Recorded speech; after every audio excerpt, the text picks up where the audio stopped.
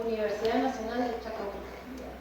Integra la red de salud y ambiente de ALAMES, Asociación Latinoamericana de Medicina Social, miembro de la UCCSNAL, Unión de Científicos Comprometidos con la Sociedad y la Naturaleza de América Latina. Bueno, bienvenido, muchas gracias por ayudarnos con todo esto y bueno, escuchamos. Muchas gracias, buenas tardes.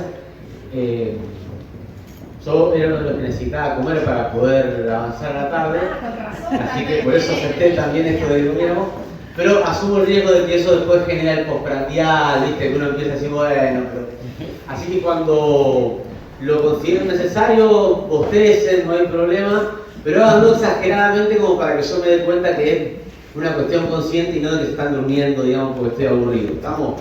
Digo, la idea, y yo le agradezco mucho a quienes han organizado este encuentro y nos han invitado para poder charlar, porque uno pensaría, o volvamos para atrás, si estuviésemos 20 años atrás, uno pensaría que un encuentro de gente que se junta a pensar, a analizar, preocupada por lo que ocurre en los humedales, no podía tener ninguna relación con lo que esté ocurriendo con la agroindustria, porque hace 20 años atrás pensar la agroindustria afectando las áreas de humedales era cuasi una profecía de ciencia ficción o de los conspiranoicos que siempre hay y creen que está todo mal y están en contra del progreso, que frenan todo, que se transforman en ambientalistas y no permiten que nadie pueda avanzar, ¿no? Que lamentablemente, por esas miradas tan arraigadas, incluso en muchos de nosotras y de nosotros, terminan siendo tan estigmatizados quienes plantean este tipo de preocupaciones, que esas estigmatizaciones sirven como justificadores para no aceptar nada de lo que se plantea en términos de pregunta. Yo quiero tomar algo, recién charlábamos con Martín, que tuve la grata y la enorme alegría de poder escuchar, aprender con él y conocer recién, y hacíamos un par de comentarios, y yo le comentaba algo respecto de su presentación que uno viene teniendo en la cabeza, que me parece interesante como para empezar a pensar cómo nuestros cuerpos, que son los primeros territorios que habitamos, están tan colonizados. Él hablaba hoy de la colonización de la ciencia, ¿no? Claramente no es solo la ciencia que está colonizada, nuestros cuerpos están tan colonizados que nos hemos acostumbrado, hemos naturalizado la artificialización de nuestros cuerpos. Y si nosotros, como seres humanos, hemos naturalizado la artificialización de nuestros cuerpos, ¿cuál puede ser la razón lógica para que no naturalicemos la artificialización de los otros territorios que habitamos, como por ejemplo los humedales? Y allí es donde para nosotros, yo pertenezco a un colectivo que trabaja en el Instituto de Salud Socioambiental de la Facultad de Ciencias Médicas de la Universidad de Rosario, ¿tá? Es necesario poner una de las lupas en cómo se produjeron y se construyeron los procesos, y en esos procesos, o para esos procesos, las herramientas epistemológicas que se traducen en herramientas metodológicas para la construcción de conocimientos y de saberes, que han estado trabajando con el objetivo, a veces explícito y muchas veces no dicho, ni siquiera reconocido, de operar como naturalizadores de los procesos de artificialización. ¿De qué? De la vida.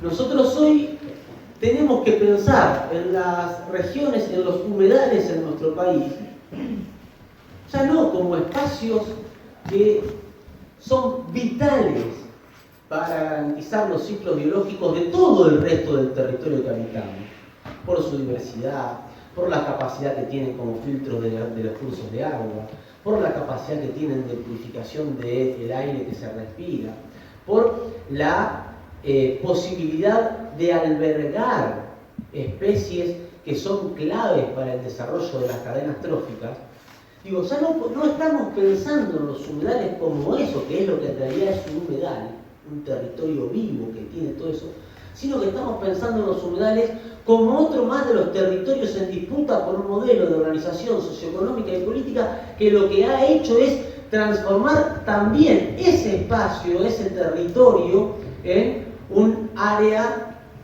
para la producción agroindustrial, entre otras cosas. Y por eso tiene sentido, digo, nos convocan a nosotros para que abordemos la problemática de los agroquímicos, los agrotóxicos. Y en esto yo también quiero ser claro, ¿no? Porque acá estamos todos los que estamos convencidos. Y eso a veces está bueno y la gran mayoría de las veces no. Digo, está bueno porque no tenés que andar explicando muchas veces lo mismo. Pero no está bueno porque corremos el riesgo de terminar creyendo que esto es la sociedad. O corremos el riesgo de creernos que esto es la vanguardia iluminada de la sociedad. Que es peor, creo yo, que creernos que esto es la sociedad. Entonces, pero acá ninguno va a cuestionar si agrotóxico o agroquímico, pero si salimos a la puerta y hablamos en Victoria, además, y hablamos, no, los agrotóxicos, no ven que ustedes no saben nada, no son científicos. Empecemos desde el principio. Lengua y literatura, ¿se acuerdan? Obvio. Primer grado, segundo grado, prefijo, sufijo, ¿se acuerdan de eso? Sí. Creo que no hay en el segundo ciclo de sufijo y prefijo. Yo era un tipo muy avanzado. Digo, toda sustancia o elemento que se utiliza para la producción agrícola está aceptado y es semánticamente correcto utilizar el prefijo agro para señalar a todo elemento o herramienta vinculada a la producción agropecuaria. ¿Está? Toda sustancia química que tiene la capacidad de interferir en un proceso biológico, alterando ese proceso biológico para provocar la muerte o la disminución de las posibilidades funcionales de ese proceso, es un tóxico, independientemente de su concentración, independientemente de su volumen. Por lo tanto, una sustancia que se utiliza para la producción agrícola o para la producción, el trabajo en el agro, si puede ser prefijada con el prefijo agro, está, y además genera una alteración en los ciclos biológicos que incluso puede terminar con los procesos vitales, o sea que es tóxica, está absolutamente bien llamada agrotóxica. Dicho esto, no voy a dedicarle más tiempo a esa discusión, pero me parecía interesante compartir para que tengamos eso a mano, para que algún distraído cuando quiera corrernos por ese lado no nos pueda correr. Y en última instancia ya no vale la pena, este es mi punto de vista, y me hago cargo de esto, yo creo que hay cosas, por la gravedad de los tiempos que estamos viviendo, en las que ya no vale la pena dedicar energía. Y esto puede sonar mal, pero yo escuchaba la presentación de Martín y muchas de las preguntas que le hacían, los comentarios que surgían ahí, y pensaba incluso en las propuestas, en las ideas que surgían, bueno, ¿qué podemos hacer? Esa es una pregunta que siempre se hace al final de la charla, yo la adelanto para que no terminemos en esa después, digamos, porque eso empieza otra conferencia, otra charla más. Empecemos de ahí. Y veía, bueno, cada uno va pensando en lo que puede hacer en función de su lugar. Está el compañero de la compañera que decía, bueno, creo que era la compañera que decía, podemos ir poniendo nuestro granito cada uno. Otra compañera decía, no, tenemos que hacernos cargo de lo que estamos haciendo. Se preguntaba sobre la educación ambiental. Y yo digo, la verdad que todas esas son cosas que están buenísimas porque estamos en 1978. Claro, donde nos estamos dando cuenta por primera vez de que el mundo es finito, tiene límites, y hay un par de muchachos investigadores y científicos que escribieron un libro, un documento que se llama El límite del crecimiento. Entonces, sí, tenemos tiempo. En el 78 tenemos tiempo para que cuando llegue el siglo XXI no lleguemos en una situación donde, por ejemplo, en los primeros 30 años del siglo XXI la temperatura del planeta haya aumentado hasta 1,5 grados o quizás 2 grados, que nos genera toda una situación de alerta máxima, ¿no? Pero imagínense lo que le va a pasar a quienes estén viviendo en el 2020, 2022, 2023, ¿tá? Y se encuentran con que nosotros no hicimos nada para frenar el avance de una lógica de organización de nuestras sociedades basada fundamentalmente, casi exclusivamente, en el consumo de petróleo o materiales derivados del petróleo. que son sustancias que no son naturales. Pero el petróleo es natural. Sí, a ver, es natural. Es natural si está varios miles de metros abajo de la tierra. Pero extraído de ese lugar no es natural. Circulando en la biosfera no es natural. No es natural ni como combustible para que podamos movernos como nos movemos hoy, ni es natural como sustancia química para incorporar en los modelos de producción de, y acá vamos a hacer una salvedad, de vegetales. ¿Y por qué soy cuidadoso en esto de decir vegetales? Porque ya no podemos decir de comida. O mejor dicho, podemos decir de comida, pero no podemos decir de alimentos. Porque es alimento toda sustancia que incorporada en un organismo permite que ese organismo, a partir de los procesos de metabolización de esa sustancia, incorpore elementos claves para el proceso de nutrición, para la fabricación de energía, para la fabricación de proteínas. Pero si esa sustancia altera los mecanismos que los sistemas biológicos necesitan para poder producir energía y proteínas que son claves para el desarrollo de la vida, esa sustancia no es alimento. Podría ser comida para llenar panzas, científicamente hablando, pero alimento para contribuir a los procesos metabólicos de nutrición y desarrollo saludable de un sujeto no es. Dicho en español, si tiene químicos, si tiene transgénicos, no es alimento. Y nosotros hemos llevado adelante los últimos, desde la Revolución Verde, que así se autodenominó en la década del 40, 50, 60 del siglo pasado hasta hoy, hemos llevado adelante un proceso de transformación en los modos de producción de la comida que hizo que el alimento se transforme en un bien de consumo, como primer paso. Y esto fue a principios del siglo XX, cuando las grandes corporaciones identifican claramente que es ahí a donde tienen que poner el ojo para poder tener las grandes rentabilidades que necesitaban. Y después de que identificaron y transformaron al alimento en un bien de consumo, es decir, al alimento en comida y a la comida en un bien de consumo, o sea, no en un derecho, sino en un bien de consumo, lo que hicieron fue, como bien de consumo que era, buscar las herramientas para maximizar ganancias. Y se maximiza ganancias a través de disminuir costos, entre otras cosas. Y se disminuye costos a partir de las producciones en serie.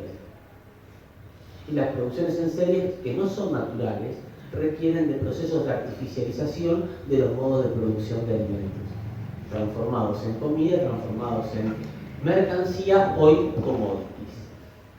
Al punto de que nuestro país, que es verdad, a principios del siglo XX era un país productor de alimentos, hoy no produce alimentos para 400 millones de personas. Y eso es científicamente falso desde las ciencias económicas y desde las ciencias de la nutrición. Argentina produce commodities con el cual se incorporan en la cadena de producción de comida que podría tener un volumen suficiente para darle de comer, no alimentar, a 400 millones de personas. Si es que ese fuese el objetivo del modelo de producción que tiene nuestro país. No es el objetivo del modelo de producción de nuestro país garantizar que el mundo o que las personas en el mundo no pasen más hambre. No hay ningún análisis científico ni económico que pueda demostrar que desde la Revolución Verde hasta aquí los modos de artificialización de las formas de producir comida y la manera en la que se disminuyó la calidad nutricional de la comida haya contribuido a mejorar la calidad de vida y a mejorar la salud y a eliminar los empobrecidos y los hambrientos del planeta. Por el contrario, según datos de la FAO, desde que se inició el modelo de la Revolución Verde hasta hoy, la producción de comida o de commodities en el mundo se cuadruplicó y hasta quintuplicó en los últimos años. La población del planeta se duplicó y los hambrientos se mantienen en la misma proporción. ¿Por qué esta introducción tan larga? Porque hay cosas que tampoco podemos seguir aceptando. Que sin estos modos de producción, que son veneno dependientes, el mundo se muere de hambre, es falso. No admite discusión. Es falso. Porque, entre otras cosas, son estos modos de producción los que han empujado a las comunidades desde sus territorios ancestrales hacia las grandes urbes, aumentando los cordones suburbanos o periurbanos, con gente y con comunidades que antes tenían saberes y culturas de, entre otras cosas, producción de su propio alimento u obtención de su propio alimento a partir de los territorios y por lo tanto tenían los conocimientos y cultivaban los conocimientos necesarios para poder garantizar que sus hijos pudiesen tener los mismos nutrientes que ellos tenían cuando nacieron, y esas comunidades son expulsadas a los cordones periurbanos donde no hay territorios desde los cuales uno puede obtener sus alimentos, y donde además de perder esa cultura de la construcción del proceso de alimentarse como familia y como comunidad, lo que se genera es una cultura de la dependencia de la dádiva o de la dependencia del residuo de otros. Y esto, poner esto arriba de la mesa en un análisis, en cualquier proceso de análisis desde nuestro punto de vista, es clave para entender por qué hoy los humedales ya no son los humedales. Porque hoy los humedales son un terreno más en el mapa que tiene que hacerse productivo. Y porque hoy nosotros podemos estar escuchando a gente muy bien intencionada, gente muy preocupada, y lo digo en serio a esto, no es sarcasmo, es gente muy preocupada por lo que ocurrirá en el planeta para las próximas generaciones, hablando de cómo ponemos en valor los humedales. Porque nos pasa.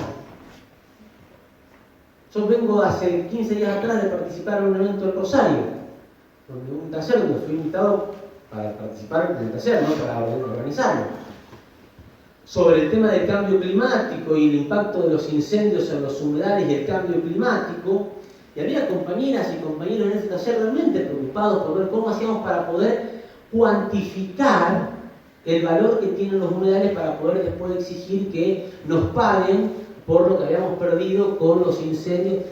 Entonces, uno tiene que encontrar la forma de poder plantear unas cosas sin generar enemigos entre los amigos, ¿no es cierto? Hay que ser claro. Pero yo pensaba, a ver, ¿cómo hacemos para que una persona que está preocupada por estos temas, que no representa a la corporación como decía Martín hoy, no es de los 5 del podio, ¿está?, se dé cuenta que aún desde su preocupación está trabajando en función de las necesidades que tienen esos muchachos? Porque donde yo le pongo un valor al humedal, lo que viene atrás, que el que tiene para pagar un valor, me lo paga. Pero ¿cuál es el planteo? ¿Que el humedal no tiene un valor intrínseco? No, el valor del humedal, ¿es cuantificable en pesos? No. Esa es la pregunta que yo me hago. Claro, Sí. digo, los bienes comunes, que son esenciales para los ciclos vitales, ¿pueden monetarizarse? A ver, poder sí pueden. ¿Debemos aceptar su monetarización? No. Ahora, cuando el territorio se transforma en terreno y el humedal se transforma en tierras que tienen que producir, y lo que tenemos que ver es cómo hacemos una coexistencia entre el territorio, lo que hay ahí y la producción, para que no queden como tierras que están ahí inútiles, improductivas. Y estoy diciendo esto en una provincia donde el gobernador es el principal referente del pensamiento destructor del lugar. Ni siquiera se plantea la producción. No, hay que destruir todo, transformar todo en campo de soja, o en granja de cerdo para China, o en algo que me dé plata, digo, que le dé plata al pueblo que nunca le llega. Yo sé que estoy diciendo eso en esta provincia. Digo, pero en Santa Fe no hay mucha diferencia. Provincia de Buenos Aires también corazón. En Buenos Aires no hay mucha diferencia. En Chaco no hay mucha diferencia. ¿Y Córdoba? En Corrientes no hay mucha diferencia. Bueno, al Chaco lo hicieron pedazo. Digo, ¿y Corrientes? ¿Y Corrientes lo Córdoba? acaban de ¿No quemar. tenía humedal en Corrientes? Y acá si no es hecho por la gente de Rosario, ya, y le agradezco, al Paraná no se toca. el techo, dice que el agua de acá está contaminada entera, al 100%. De lo cual, te voy a comentar algo, el señor que está en COVID arriba, tuvo que bajarse los pantalones y tuvo que demostrarle a Costco, la empresa Costco, que es japonesa, que se podía criar cerdo acá. Como en Paraná no se toca, se metió y vio que pensó que era una sartenada de loco, lo creyeron así, se mandaron a... Él trajo a Costco. ¿Costco quién compró? ¿Qué compró lo primero que compró Costco? Ni idea. Victoria Serial, lo compró entero. ¿Cómo? Y me permite. El Paraná no se toca, se impuso y vio que era muy poderoso el Paraná no se toca. Entonces, ¿qué hizo Costco? Se quedó quietito un par de años. Entonces, como él lo había traído a la empresa, le dijo, sí, yo te voy a hacer un criadero de cerdo en mi campo, mi estancia, que a la vez está contaminando el arroyo Nogoyá. Con un criadero chico, pero se está contaminando el arroyo Nogoyá. No sé qué problema le irá a traer los ciudadanos de como viven en el campo, esa gente va a saber qué problema le irá a traer en el futuro. Viven en el campo, porque no vamos a buscar. Acá, esas máquinas que se sacaron, que hoy estuvieron hablando de las máquinas que gracias a Dios las sacó Gendarmería, que están puestas ahí a la cabecera del puente, esas máquinas vinieron para ser los primeros que rastreen y la primera muestra no era para poner soja, ni maíz, ni nada. Olvídense de la soja. Venía a hacerse multimillonario y a contaminar millones y millones de litros de agua dulce y los japoneses hoy no lo tienen. Los chinos no lo tienen. Ahí venían a ponerse los grandes criaderos de cerdo. Ahí es donde nosotros ya digo, porque la agroindustria hoy en realidad es necesaria en los volúmenes que nos están imponiendo necesidad, no para nosotros. Digo, Argentina desde el año 2000, pero desde el año 1998 en adelante, no tuvo un solo año cosechas inferiores, volúmenes de cosechas inferiores al año anterior. O sea, cada año se celebra un nuevo récord de cosecha en Argentina. Yo tengo una hija de 2 años y medio, ¿no?, que está aprendiendo a hablar. Y no puedo decir mi hija, me pregunto, porque está aprendiendo todavía, esta cosa no la está interpretando. Pero mi sobrino que tiene 5, me podría preguntar, che, tío, ¿y si cada año hay cosecha récord en Argentina, lo que hace cosecha récord para que nos vaya bien a todos? ¿Y no cada año peor a todos nosotros? El agrotóxico, no me olvidé. La pregunta es, ¿qué es lo que permite sostener el discurso y la práctica de avance en nuestros territorios de los modos de producción artificiales en los que se sostiene la agroindustria de los commodities de transgénicos dependientes de agrotóxicos en nuestra región? ¿Es una cuestión de rentabilidad? Sí, de ellos. ¿Para quién? Para los extranjeros. Bien. ¿Es una cuestión de soberanía? ¿Es una cuestión de mejorar la salud de nuestras comunidades? ¿Es una cuestión de eliminar el hambre en Argentina? Para nada. Yo intentando hacer el ejercicio que propuso Martín de hacernos preguntas, ¿no? Digo, porque ahí es donde uno tendría que decir, ubicar el debate. No podés querer que nunca nadie pueda avanzar y progresar. ¿Qué es progresar? Insisto, en 1978, si estamos viviendo hoy nosotros, en 1978 estamos tranquilos todavía. Pero imagínense si esto pasase en el 2022. Digo, el modelo de producción agroindustrial en nuestra región es absolutamente responsable de haber transformado los modos de vivir, de enfermar y de morir de quienes vivimos, enfermamos y morimos en esta región. Desde que se instaló este modelo de producción de transgénicos asociados a venenos, y ya vamos a hablar de esos venenos un ratito, ¿ya?, hasta hoy, las formas de expresar en nuestros cuerpos territorios, nuestros primeros territorios son nuestros cuerpos, el impacto de ese modo de producción han cambiado. Y nosotros hoy tenemos en nuestros cuerpos una incapacidad de funcionar como naturalmente deberíamos funcionar y por lo tanto transitar nuestra vida saludablemente, porque estamos inmersos en un contexto en el que a los microplásticos y plásticos de los que nos hablaba Martín hoy, en el río Paraná o en la cuenca del río o en los pescaditos, total, digan que en Victoria nadie come pescado, a nadie se le ocurre vivir de la pesca ni comer pescado. Yo decir que la empanada era de jamón y queso, no de pescado, porque si no, no me hubiera dicho cuánto microplástico. Casi le pregunto a Martín, Martín acá, trae las pizzas. Digo, a esos plásticos hay que sumarle la carga de química, la que viene en esos plásticos. Porque esos plásticos no te quedan limpios de la química. No. Pero no solo la química que venía adentro del envase de plástico que nos comimos cuando comimos la empanada, porque comimos la empanada de pescado que antes había comido otro pescado, que antes había comido otro pescado, que antes había comido un poco de barro, y en ese poco de barro tenía un poco de plástico. Y en la cadena de magnificación biológica hace que nosotros seamos las gaviotas. ¿Conocen el cuento de la gaviota? ¿No conocen el cuento de la gaviota?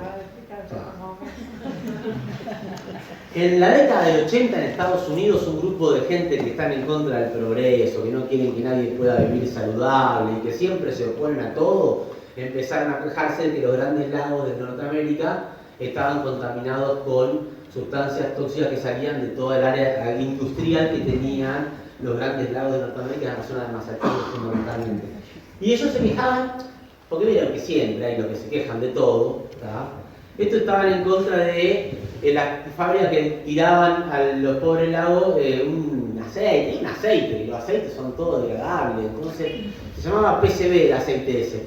Digo, y entonces no queremos estar contaminados, y fueron los científicos de las universidades, porque ya tanto cansaron estos muchachos que siempre están en contra del progreso y en contra de lo que la gente le vaya bien, y fueron los estados, y fueron los científicos de las universidades a demostrarle que estos eran unos conspiranoicos que estaban en contra del progreso. Metieron en el jarrito en el agua, sacaron el agua y lo analizaron. ¿Qué encontraron? 0,0000002 partes por millón de PCB. Y le dijeron, señores, no jodan. La OMS dice que recién con 1,04 tenemos que preocuparnos.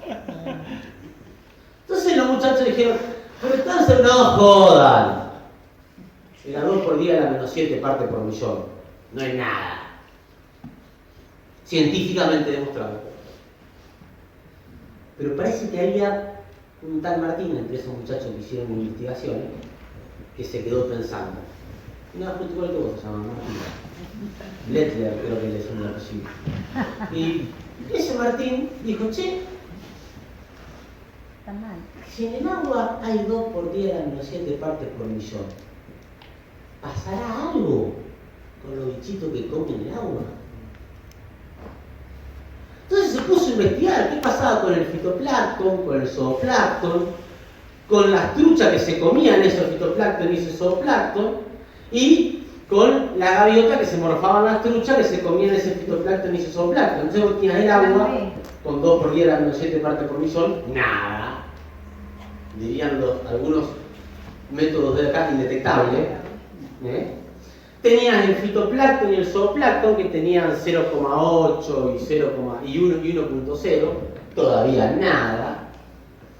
Tenías la trucha que tenía 1,24 y entonces, no, 1,18, entonces decían, bueno, pero vieron que las truchas siempre son medio exageradas, las truchas, que le va a pedir una trucha que se cuide para que coma.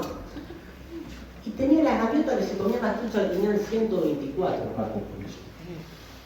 En 5 eslabones de cadena trófica, Martín habló hoy de la biomagnificación, ¿se acuerdan? En 5 eslabones de cadena trófica, el PCB se concentraba de 2 por 10 a menos 7 partes por millón en 124 partes por millón. Qué bárbaro. Pero el agua estaba limpia. Claro. Y los muchachos eran todos exagerados. ¿Por qué yo hablo de esto en vez de hablar de cómo la atracina es un disruptor endócrino comprobado por más de 235 trabajos científicos, o cómo el glifosato está bien clasificado, en realidad está mal clasificado como probable cancerígeno porque es cancerígeno? Hay datos científicos que ya han demostrado que es cancerígeno, lo que pasa es que los criterios de clasificación exigen que para poder decir que es cancerígeno se haga un estudio en humanos, y se le complicó a los trabajadores de la ciencia independiente encontrar 100 humanos que digan, sí, dale, poneme el glifosato, entonces yo quiero ver de qué se trata, digamos. Entonces, como no pudieron hacer esa comparación entre 100 que dijeron, sí, dame el glifo, y 100 que dijeron, no, yo voy a estar al lado tuyo, yo tomo el glifo, pero yo no, para hacer el grupo control, entonces no se pudo hacer ese estudio que exigía la ciencia normal y positivista y los organismos internacionales para poder decir, sí, es cancerígeno, ¿está? Eso va a ser dentro de 10 o 15 años más, ¿está? Entonces, como pasó con el DDT, con el endosulfán, la ciencia nunca se equivoca, lo que pasa es que llega un poco tarde. ¿Está? Digo, estoy hablando de eso porque me parece que es mucho más importante que nosotros tengamos en claro que a esta altura del partido la discusión no puede ser cuánto es el valor de agrotóxico que tenemos que permitir. La discusión es, nosotros no podemos seguir permitiendo que en nuestro territorio se sigan incorporando sustancias que son imposibles de metabolizar con nuestro sistema biológico porque son imposibles de ser identificadas, como bien decía Martín más temprano, por nuestro sistema biológico porque no son naturales. Y ese es el punto. Si no son naturales, si no pueden ser metabolizadas, de alguna manera se incorporan. Esto que han preguntado hoy de los biodegradadores del plástico. Yo cuando me lo escuché a Martín dije, claro, tiene razón. Nosotros podemos, a ver, hagamos una vaquita, pongamos una fábrica de bichitos comedores de plástico, nos llenamos de plata, pero la verdad que lo que vamos a hacer es llenarnos de plata nosotros a costa de una gran mentira. Porque lo que vamos a hacer es que, es verdad, todo el plástico que hay acá no lo vamos a ver nunca más. Lo vamos a comer cuando nos comamos a los predadores finales de los bichitos de trajín. No sé si soy claro. Claro, Mirá, me tomó negocio. En nuestro país, se están usando para el modelo de producción agroindustrial de transgénicos asociados y dependientes de agrotóxicos. ¿Y por qué digo esto? Porque los transgénicos en nuestro país y en el mundo, no hay transgénico en el mundo que haya demostrado que tiene mayor capacidad nutricional que el evento que la semilla original. El famoso arroz dorado, ¿se acuerdan? Una mentira. Y fíjense hasta dónde llega la mentira del arroz dorado.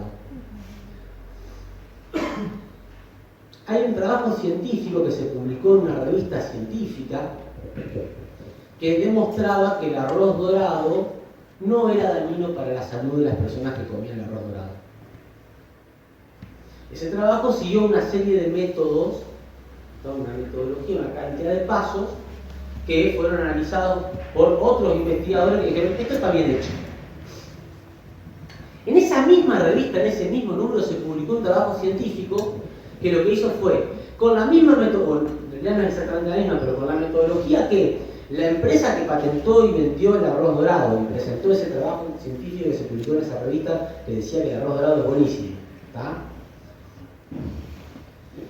Otro equipo de investigadores que no dependían de la empresa investigaron con las mismas metodologías muy similares que pasaba con la ingesta de eventos transgénicos resistentes a agrotóxicos y con capacidad de generar su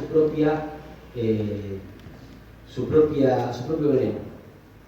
Y encontraron, porque no estaban buscando cancerogenicidad, estaban buscando toxicidad, que son cosas distintas.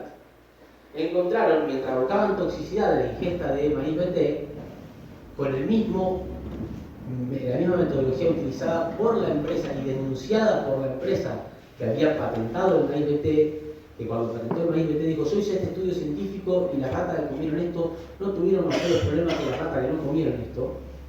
¿Está? Un grupo de investigadores dijo, dame este estudio, quiero verlo, y estos que son tan científicos le dijeron, no, yo lo hice pero no te lo muestro.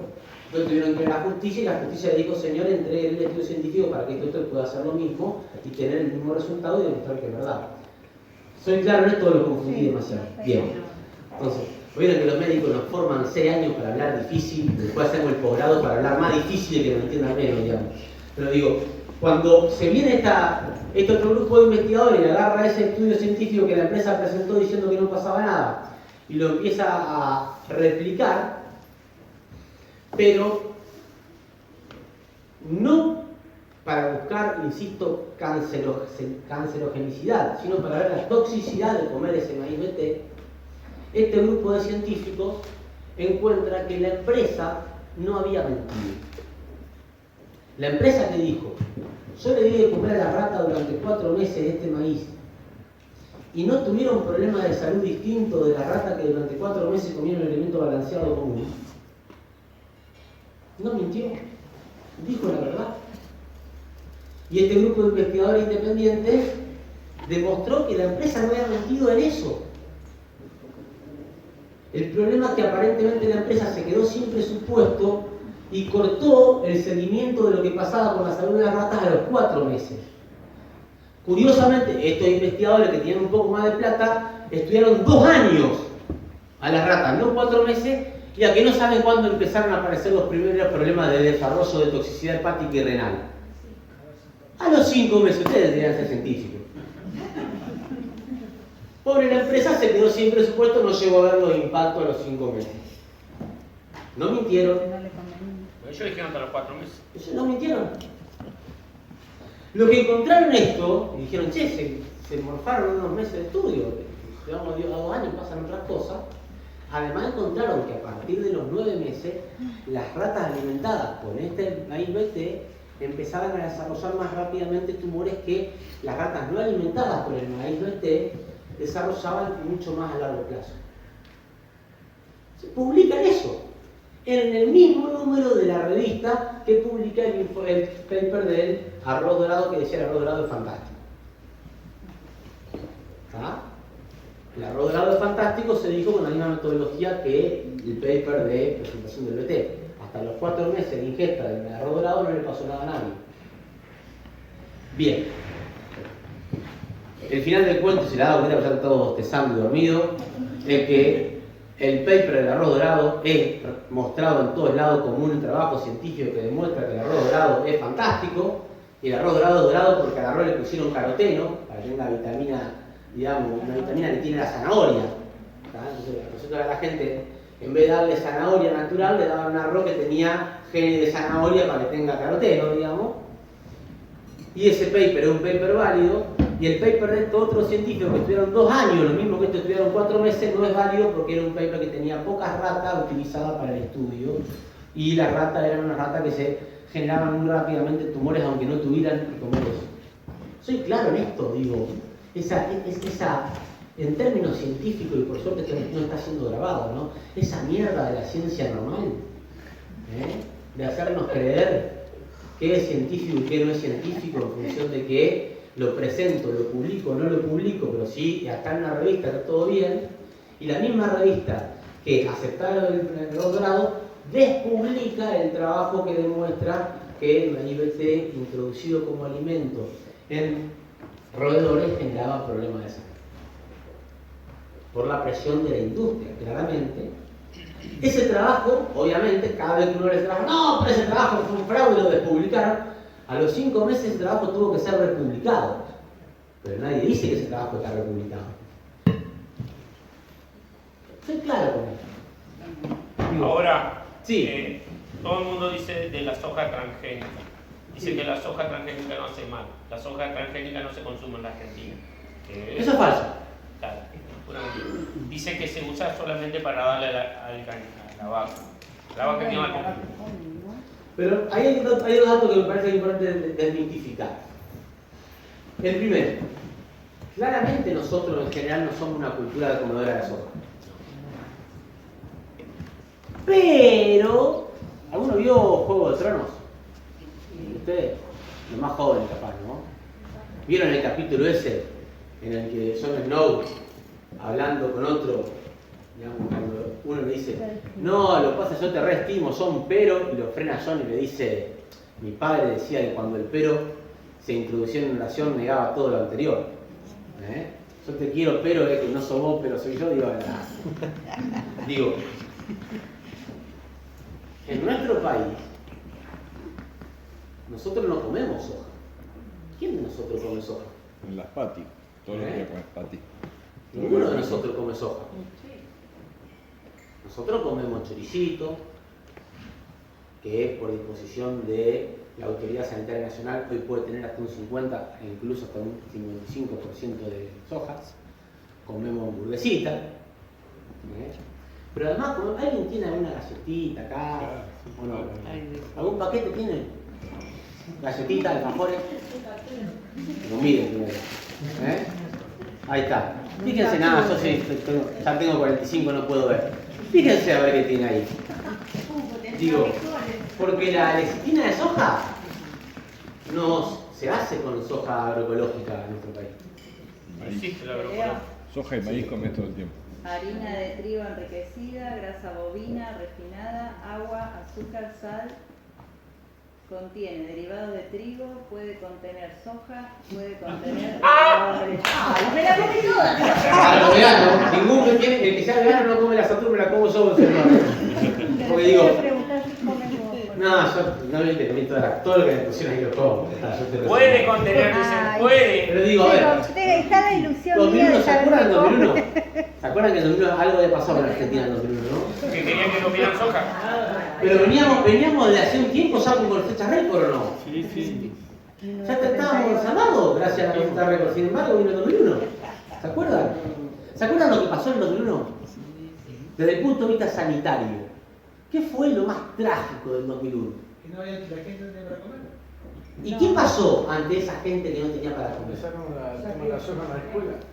¿Se acuerdan de la soja solidaria? Nadie comía soja en Argentina. Pero Leche de soja. transformamos a los niños pobres de nuestras escuelas, pobres, en los conejitos de India que no tenían los trabajos de investigación para poder utilizar. Y la primera dama de nuestro país encabezaba un Consejo Nacional de Alimentación que convocaba a todos los referentes de los movimientos sociales que hacían cosas populares para poder dar de comer a las poblaciones empobrecidas por la política económica impulsada por lo que se llevaban todo. Y además de llevarse todo, después decían, no tengo nada para repartirte, no tengo monedita, andá a lavar el auto del otro. ¿Está? Le ofrecieron la soja solidaria porque eran re buenos. Digo, eso pasó en Argentina. Y sigue pasando. Se hicieron manuales con plata de todo para enseñarle a las maestras cómo cocinar soja. Sí. En los 90 yo creo que se aprobó una ley que las harinas tenían que tener un 5% de soja. Es probable, no lo sé, pero es probable. No me animo a decirte que no.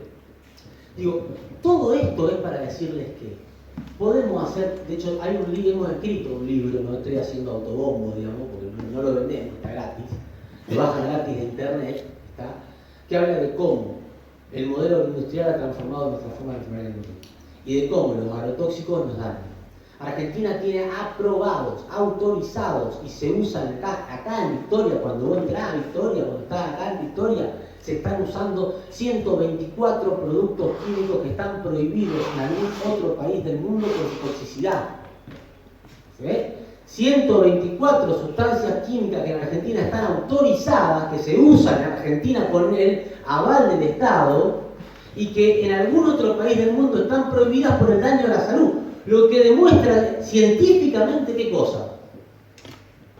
Que son tóxicos. ¿Qué es verdad que los argentinos tenemos la mejor genética del mundo? Si nosotros no podemos bancar los venenos que en otro lado que son flojitos, los europeos resultan... Hace poco alguien nos dijo que veníamos todos de los barcos nosotros. Menos mal que no. Porque son todos flojitos, los europeos tienen prohibido más de 120 productos acá se pueden usar. Si son inocuos. Bueno, ahí Perdón, tenemos. además los europeos son tan brutos, tan analfabetos, tan bestias, que los usan mal. Porque si los usaran bien no les haría nada. Pero si nosotros, que somos buenísimos, lo usamos bien, además de que no hacen nada, porque ¿para qué lo vamos a usar bien si no hacen nada y están autorizados? Pero si además de que no hacen nada lo usamos bien, hacen menos mal todavía. ¿Se entiende lo demencial del sistema en el que nos han metido? ¿Cómo nos han obligado, han trabajado en nuestras cabezas para naturalizar procesos que son demenciales? Digo, hablan de educación ambiental. Yo pertenecí durante mucho tiempo, no pertenezco más porque dejé de participar, no porque tuve problemas, digo, a una red de educadores ambientales de Argentina. Fui de los primeros que integrábamos esa red. Digo, soy una persona que, entre otras cosas, está en un proceso de deconstrucción desde hace más de 25 años, gracias a haberme encontrado con, porque la vida me dio esa gran satisfacción y esa gran posibilidad de renacer desde el punto de vista epistemológico, con uno de los padres de la educación ambiental en América Latina y en el mundo, que es Carlos Galano, que es un argentino de acá, que está entre nosotros, que transita cotidianamente y nadie sabe quién es. El único argentino que estuvo en la redacción del Manifiesto por la Vida, del cual ahora en abril se cumplen 20 años de su escritura y publicación, y que fue el documento que en nombre de América Latina se llevó a la cumbre de Johannesburgo en el Río +20 para decir: señores, acá estamos transitando, por primera vez se escribió, se publicó y se dijo en voz alta, estamos transitando una crisis de civilización que expresa y se expresa en la crisis socioeconómica y política que lleva este modelo capitalista, este modelo de depredación de la naturaleza, de cosificación de la naturaleza y de hipertecnologización de la vida. Uno de los que escribió eso, el único argentino, Carlos Galano, está entre nosotros. Gracias a que tuve la posibilidad de conocerle, uno empezó un proceso de deconstrucción permanente. ¿Cómo no vamos a estar convencidos de la educación ambiental? Pero a ver, si la educación ambiental me la dan con manuales escritos por la Barry Goel Mendoza, o en Catamarca, o por la presidenta en Entre Ríos, y la verdad que prefiero seguir teniendo a la misma maestra cigüera del siglo pasado. Digo, yo creo que hay que trabajar con la ley de humedad, pero no podemos olvidar, porque siempre es mejor tenerla que no tenerla. Pero no podemos olvidarnos que en Argentina tenemos ley de bosque y nunca se deforestó tanto en nuestro país como desde esta ley de bosque. Y no podemos olvidarnos que tenemos una ley de glaciares y nunca se destruyeron tanto las zonas glaciares y preglaciares como desde que tenemos la ley de glaciares. Entonces, ¿de qué estamos hablando? Estamos hablando de que necesitamos una reacción, colectiva, una reacción que vaya más allá de lo que estamos convencidos. Y para eso tenemos que encontrar la forma de hablar con los que no piensan como nosotros. Tenemos que encontrar la forma de poder dialogar, no de convencer, porque si vamos a querer convencer, perdemos. No tenemos capacidad ni posibilidad de convencer a nadie. Ninguno de nosotros, ni todos nosotros juntos, vamos a tener más poder que tiene Tony Aracre en C5N con 5 minutos que tienen cada uno de los programistas de C5N, que son todos nacionales y populares, pero lo tiene a Tony Aracre ahí diciendo: y yo quiero que el país pueda comer, y quiero que los pobres tengan comida, y todo eso gracias a Singenta, que no tiene nada que ver con el paraquat que se vendió en el mundo sabiendo el daño que hacían, y que Singenta producía en Suiza y vendía en América Latina cuando Suiza estaba prohibido. Nosotros no tenemos nada que ver con esa Singenta, dijo el CEO de Singenta. A ver. Y ese me viene a hablar de soberanía alimentaria, y ese me viene a hablar de salud, ese me viene a hablar del pueblo que quiere. No, ahora nosotros no vamos a tener el poder que tienen ellos para poder entrar con la masividad y la facilidad que tienen. Entonces tenemos que agudizar nuestro ingenio para ver cómo transmitimos en nuestra cotidianidad, a que está al lado nuestro, un mensaje que pueda hacerle sentir, que pueda hacerle conmover sus fibras más íntimas al punto tal de que no salga a prender fuego todo, porque con eso no resolvemos nada, sino de que se sienta en condiciones y en la necesidad de sumarse a un movimiento de transformación de la realidad. Insisto, queremos saber cuál es el impacto de los agrotóxicos en la salud. Hay un manual de Abrasco, de la Asociación Brasileña de Salud Colectiva, que es extraordinario, escrito hace ya más de 15 años. Estamos en el 2022, sí, más o menos. Es extraordinario. Y además está escrito, editado con una lógica para que pueda servir como manual para trabajar con los trabajadores sin tierra, muchos de ellos analfabetos. Ustedes pueden bajar gratis la versión en español de ese manual.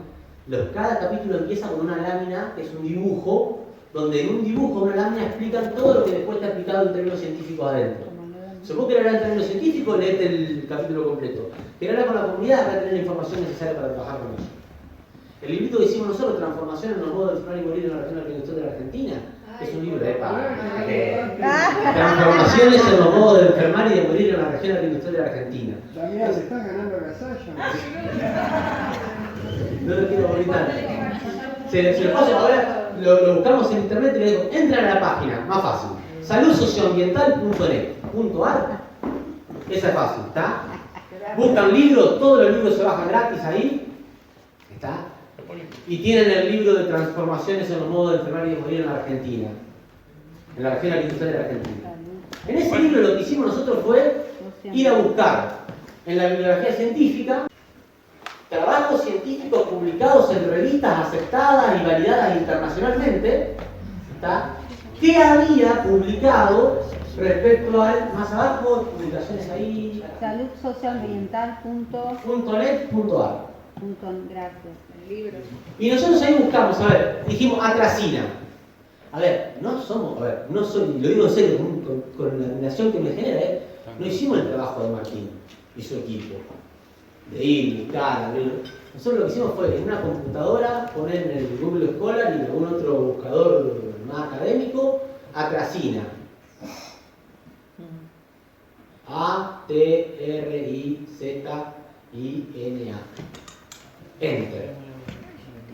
Ese fue el mayor trabajo práctico, digamos. Lo otro fue leer en inglés. Más de 250 papers sin conflictos de intereses que demostraban los impactos de la atracina como disruptor endocrino. La asociación de la disruptor endocrino significa que altera las hormonas. Las hormonas son, para ustedes, ¿alguno vio una orquesta alguna vez funcionando? ¿Qué? Una orquesta Sí. de música. Vieron que las orquestas son distintos músicos con distintos instrumentos actuando ordenadamente. Para que la orquesta haga música y no ruido, ¿qué es necesario? Armonía. Y para eso, ¿qué es necesario? Y para eso, ¿qué es necesario? No le quitemos trabajo a los directores de la orquesta, muchachos. Alguien que dirija, alguien que ordene, ¿está? Y la partitura para saber por dónde seguir, ¿está? Hagamos de cuenta que los instrumentos de la orquesta son los órganos de nuestro cuerpo, ¿está? Y que el director, ¿está? Y las partituras son los que regulan las hormonas en nuestro cuerpo. Las hormonas son sustancias que son las que circulan por nuestro cuerpo y que, si vos tenés mucha, poca, depende cuál sea el nivel de la hormona que tengas vos, tu cuerpo funciona, los distintos órganos funcionan de una forma o de otra y a partir de ahí están mejor o peorcito.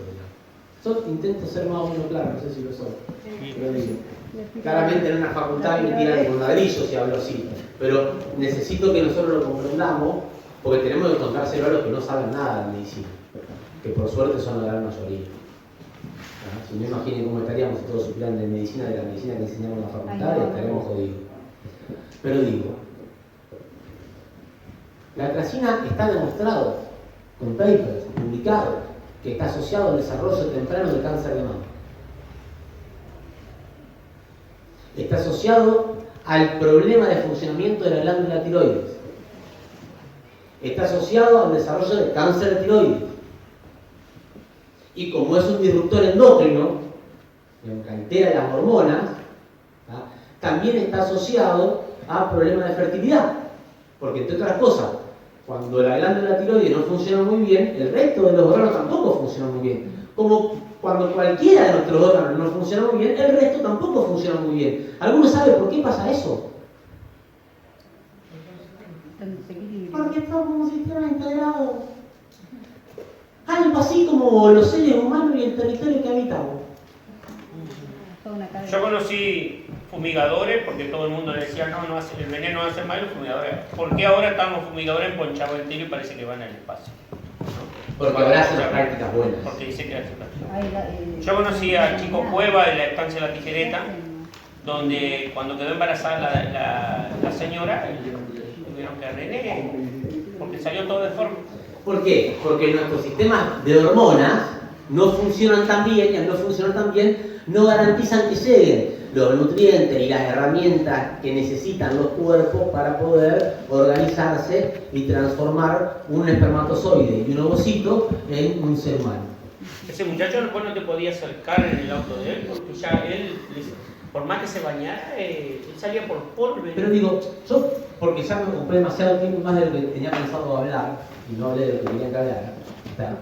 Digo, ¿Vos sos profesor en la Universidad de Medicina? Sí. ¿Y cómo puede ser que los médicos, al único médico que he escuchado hablar así sea vos? Después los otros son todos corporativos y son parte del El monopolio. Es el negocio con la salud porque ninguno te dice nada. Podría preguntárselo al Partido Comunista Revolucionario que acaba de echarle de la cátedra de la práctica final de la carrera de medicina. Pero son revolucionarios comunistas. Algo tiene que quedar claro, creo que era lo que venía de lo que decía el amigo hoy, dentro del capitalismo no vamos a cambiar nada.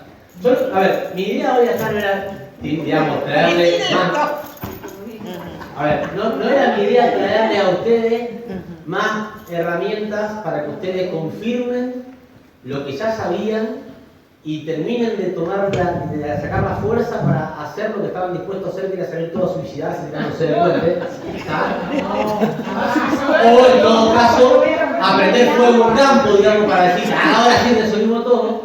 Sino que era, sí, que a ver, lo que nos está pasando es muy grave. No tenemos tiempo para seguir discutiendo el sexo de los ángeles. No tenemos tiempo para seguir discutiendo si es agrotóxico o no agrotóxico, si el glifosato es cancerígeno o no es cancerígeno, porque a Seralí le sacaron el paper y no se lo sacaron.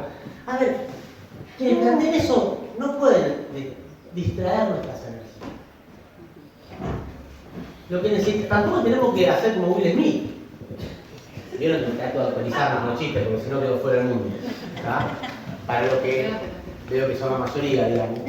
No les gusta ver las transmisiones de los Oscars porque piensan que hay cosa más importante de dedicarse en el mundo que ver a los Oscars, digamos, y tienen razón. En los Oscars hace 2 días, uno de los presentadores hizo un chiste sobre la esposa de uno de los actores, que también es actriz, y el actor le dijo, no, pero mi mujer no, y como no era ningún machito, se paró y le metió un sopapo al otro, digamos. Pero bueno, eso es otra discusión. Lo que digo es, nosotros estamos en una situación tan grave como sociedad, en un momento histórico tan complejo, en el que yo no puedo venir a decirle a ustedes todos los problemas que tenemos los humedales son por los agrotóxicos. Porque mentiría. Como Martín no vino a decir todos los problemas son por los plásticos. Porque mentiría. Como nadie puede venir a decir los problemas son por este producto. Porque no es un producto. Es una construcción epistemológica que se ha armado con el objetivo de naturalizar los procesos de artificialización de la vida. Y eso es lo que tenemos que trabajar para reconstruir. Los humedales son, a ver, un humedal, como todo territorio, es un sistema vivo. Y no se lo voy a contar yo a ustedes que son de la red de humedales. Yo lo aprendí de ustedes a eso. Sin ustedes, defensores de los humedales con cuerpo y carne, yo quizás no hubiera aprendido esto que aprendí, que hice de los humedales. No puedo venir a decirles yo a ustedes cómo cuidar un humedal.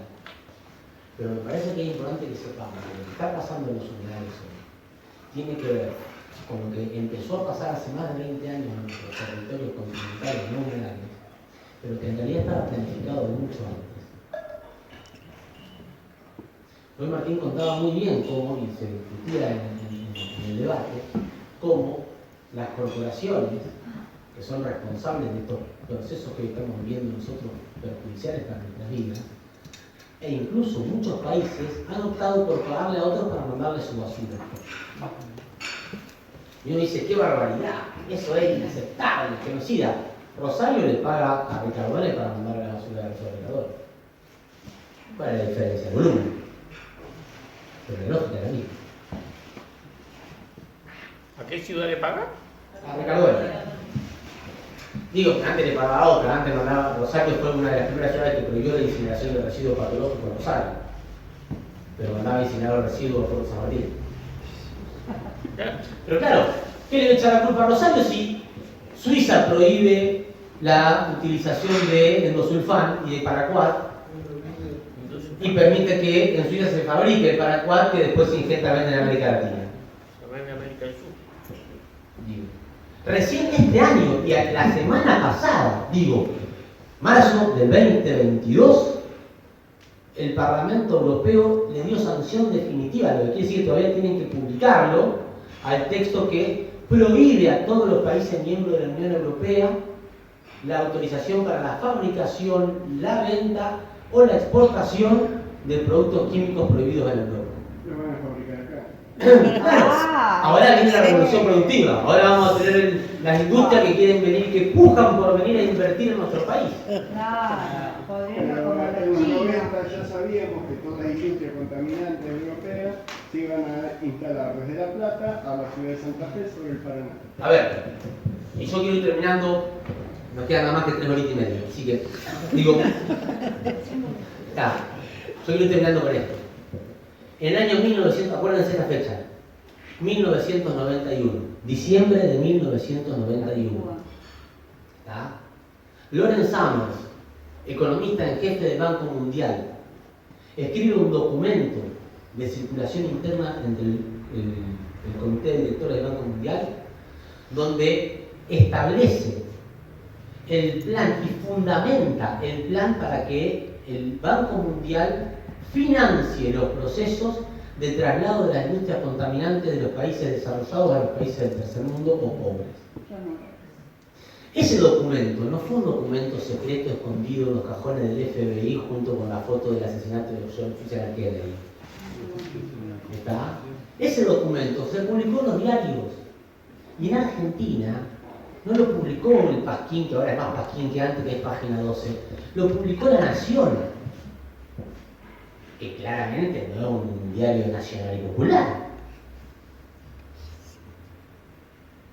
Y lo publicaron ¿saben quién lo publicó? En Entre Ríos. En febrero del año 92.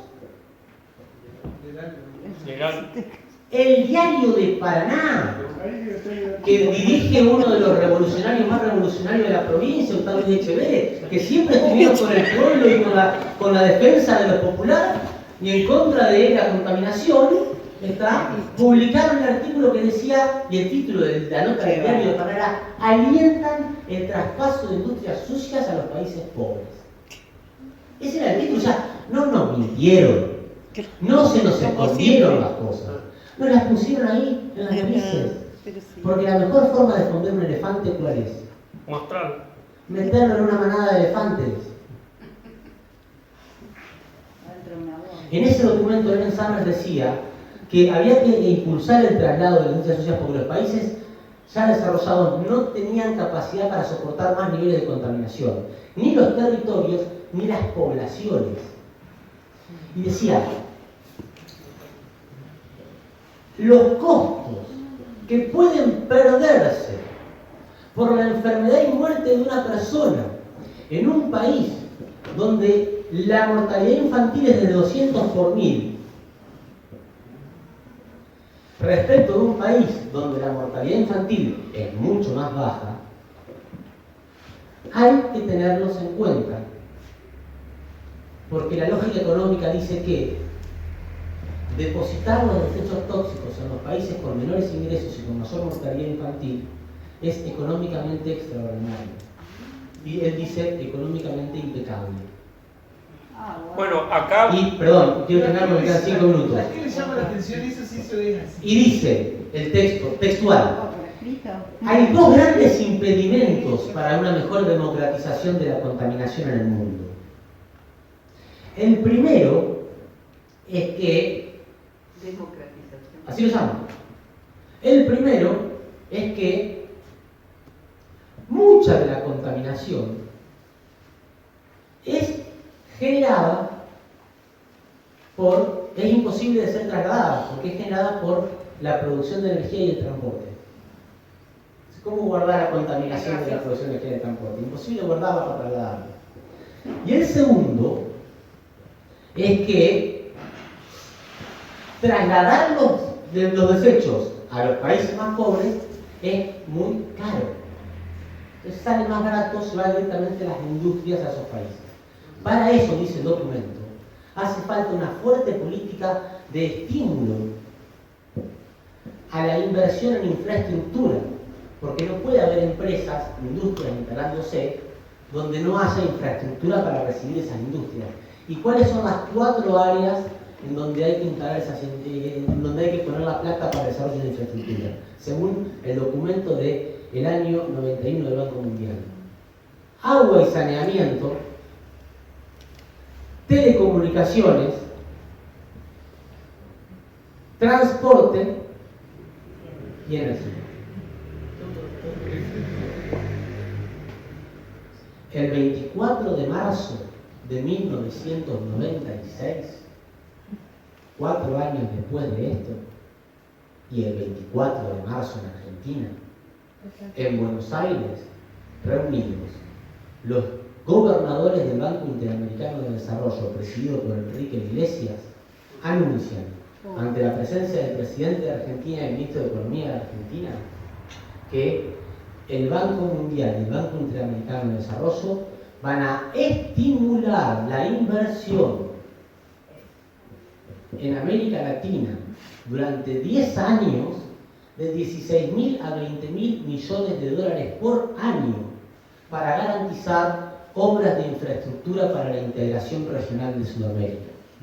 En 4 áreas claves: agua y saneamiento, transporte, telecomunicaciones y energía. Los humedales, en esa mirada geopolítica, no son más que un terreno que tiene sentido si se lo puede hacer producir. Y por eso defender los humedales hoy no es defender el agua, el aire, es defender la vida. Porque los humedales son los riñones de nuestros territorios. Pero debemos vivir sin riñones nosotros. Los humedales son esos riñones que absorben, que regulan, que filtran. Por eso la defensa del humedal es clave.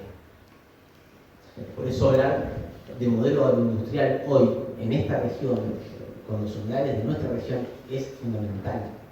Porque no hay posibilidad de desarrollo del modelo agroindustrial tóxico-dependientes, transgénico-dependientes, si no es a partir de del fácil acceso a las fuentes de agua. No hay extractivismo si no hay agua, y no hay vida si no hay agua. La discusión es para quién el agua, para el extractivismo o para la vida. Las granjas porcinas, que hoy se nos quieren instalar aquí, ustedes tienen en esa misma página 2 libros, aparte de este, uno se llama La vida hecha humo, donde hicimos una revisión bibliográfica del impacto de los incendios de los humedales en la salud, y el otro es La salud hecha un chiquero, donde hacemos una revisión bibliográfica del impacto de los modos de las granjas industriales de cría de cerdos en la salud. ¿Está? Todo se baja gratis de esa página nuestra, porque lo que producimos nosotros es producido para las comunidades. Digo, los humedales tienen que ser defendidos por esa razón. Porque nosotros no podemos pensar la salud de las personas en territorios enfermos. Y porque nosotros somos conscientes de que si queremos realmente ser una sociedad saludable, necesitamos garantizar la salud de nuestros cuerpos territorios. Yo me emocioné cuando llegué y vi a muchos de ustedes trabajando en el mapeo.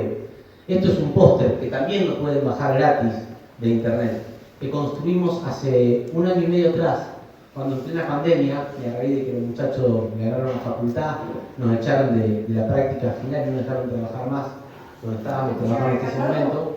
No, esto es otro, después de candado nos echaron. Nosotros hicimos un curso que era gratuito, online, porque estábamos en cuarentena, para trabajadores de la salud de toda América Latina, para formar a los trabajadores de la salud con herramientas para poder entender cómo los modelos extractivistas impactan nuestros cuerpos. A partir de ese curso, con los trabajos finales de quienes hicieron ese curso, identificamos problemáticas de la salud en contexto de instalación de actividades extractivas. Y lo que hicimos fue ponerlas primero en el mapa de América Latina. Y después dijimos, pero pará, ¿por qué no hacemos algo que les sirva a las comunidades y a los trabajadores de salud para poder decir, sí, esto que vos tenés es un problema que puede estar vinculado, no digo que está vinculado, pero puede estar vinculado con la exposición a agrotóxicos, que puede estar vinculado con el funcionamiento de la megaminería, que puede estar vinculado con el hidrofracking, que puede estar vinculado con la cría de peces, en el caso de Chile, por ejemplo, en cautiverio, en el mar chileno, de los salmones, que todos nosotros siempre comemos sushi. Desde nuestro bisabuelo comemos sushi nosotros. Digo, entonces, 10 actividades: feedlot, megaminería, hidrofracking, agrotóxicos, plantaciones de árboles, que no son bosques, expresadas en este cuerpo territorio y referenciadas con el órgano o los órganos del cuerpo que afectan esos modelos de producción. Esto está a disposición. Yo traje nada más que dos. Me gustaría pegar un hospital. Esa es la idea, y de hecho estuvimos con algunos de ustedes aquí en Victoria el año pasado, este año, en Gualeguay, a través de la canal Basta es Basta, estuvimos recorriendo la provincia y haciendo talleres con trabajadores de la salud. Para nosotros es clave que estos espacios sirvan para reflexionar colectivamente, no para generar más angustia, no para suicidarnos, sino para decir, ¿hay saberes científicos validados por la ciencia normal que fortalecen nuestra lucha? Sí los hay. A mí me pareció interesantísimo lo que dijo Martín. Dijo, yo soy un académico, soy científico, soy más científico que activista, y pocas veces escuché una clase de activismo tan importante como la que dio Martín hoy, digamos. Porque fue la cantidad de información que nos dio, la cantidad de herramientas que nos dio para salir así, che, paremos con esto, claro. Vos preguntabas, ¿qué hacemos? Ya te respondí que como cualquier cosa, salvo una cosa. Sí. Pero digo, ¿qué hacemos? Yo creo que lo que tenemos que hacer, en primer lugar, es trabajar en el desarrollo de estrategias de diálogo con quienes no piensan como nosotros. Para mí es clave que los que no están acá, pero son tan víctimas como todos los que estamos acá, de esto que hemos hablado, puedan empezar a dimensionar de qué estamos hablando. Martín lo hace y lo explicita cuando tiene su hija y dice, che, tengo que hacer algo que vaya más allá. Cada uno va a encontrar el porqué. ¿Vieron la película No mires para arriba? Sí, ¿todos la vieron? Sí. ¿Y que no se la puedo spoilear? Sí. Bien. Yo creo, se lo decía más temprano a un amigo, hermano con el que transitamos esta lucha juntos en el otro lado del charco, yo le decía, y lo he dicho algunas veces públicamente, yo no quiero terminar como DiCaprio termina en esa película. Y lo digo en serio. Todos nos vamos a morir. No me maten a mí antes de tiempo, pero nos vamos a morir todos, está claro. Y si alguno pretende no morirse como Mirta, está haciendo un problema. ¿Está claro? Porque no es natural no morirse. ¿Está? El punto es cómo encaramos la muerte. El punto es si la esperamos como Mirta, así, esquivándola, digamos, diciéndole ole, ole, o con la tranquilidad que nos va a saber que cuando nos toque, pero cuando nos toque, nosotros ya hemos hecho lo que teníamos posibilidad de hacer y un poquito más para que a los que queden les quede territorio para quedar. Yo no quiero termino así, pero yo prefiero pensar que si es absolutamente imposible evitar que el meteorito llegue, que cuando llegue el meteorito me va a encontrar intentando junto a mi hija esquivar el meteorito para que no nos pegue ni a nosotros ni a nadie en el planeta. Y de eso se trata, poder participar con ustedes todo el espacio, y le agradezco enormemente la posibilidad de hablar.